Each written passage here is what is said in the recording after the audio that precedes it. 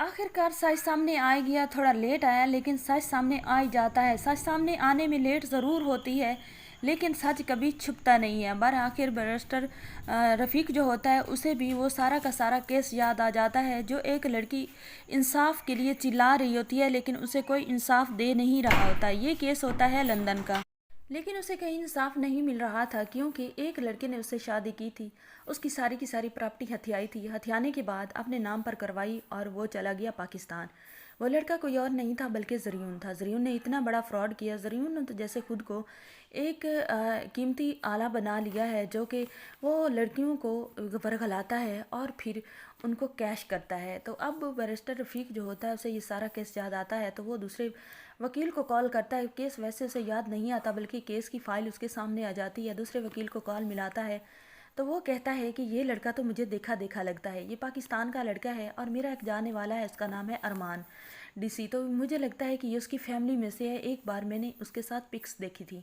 तो जो होता है बैरिस्टर रफ़ीक वो कहता है कि फिर आप कॉल मिलाएं। वकील कॉल मिलाता है अरमान को और कहता है कि ये लड़का कौन है। अरमान कहता है कि ये मेरे फैमिली में से है, मेरे अंकल के दामाद हैं। तो जो होता है वकील वो कहता है अच्छा, तो इसका मतलब ये है कि इन्होंने पाकिस्तान में भी जाकर शादी की हुई है। तो जो होता है अरमान वो कहता है जी हाँ, इनकी अभी भी रिसेंटली शादी हुई है।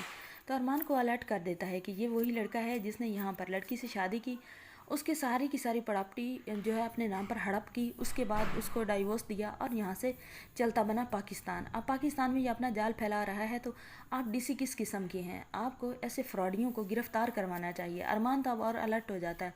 पहले भी अरमान समझता था कि ये ज़रियुन अच्छा बंदा नहीं है, लेकिन अब तो उसके साथ ठोस सबूत मिल जाते हैं।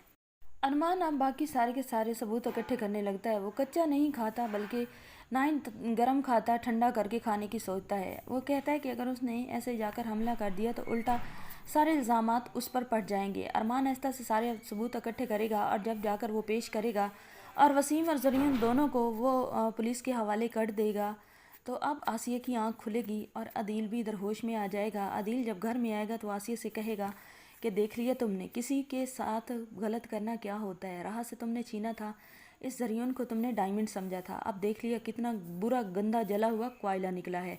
अब देखो वही अरमान जिसको तुमने दुश्मन बनाकर बैठी हुई थी, उसी ने ही इसे इसकी जो है असलियत पहचानी है, बताई है। तो इसलिए मैं कहता हूँ कि आपको किसी इंसान की पहचान नहीं है तो आप बस खामोशी रहा करें। और आपने जो गलत किया वो तो आपके साथ गलत हो चुका है, उसके बारे में तो मैं आपसे कुछ नहीं कहता, लेकिन मैं वक्त आने पर आपको घर से ज़रूर निकाल दूंगा। आसिया जो होती है वो तो अब बहुत ज़्यादा अपसेट हो जाती है। इधर वसीम और ज़रियुन, उन्होंने तो सोचा था कि सारी की सारी चीज़ें हड़प करके दफ़ा हो जाएंगे, दफ़ा होते ही वो पकड़े जाते हैं। आने वाली एपिसोड बहुत ज़्यादा इंटरेस्टिंग होने वाली है। राह को भी अब सुकून मिल जाता है।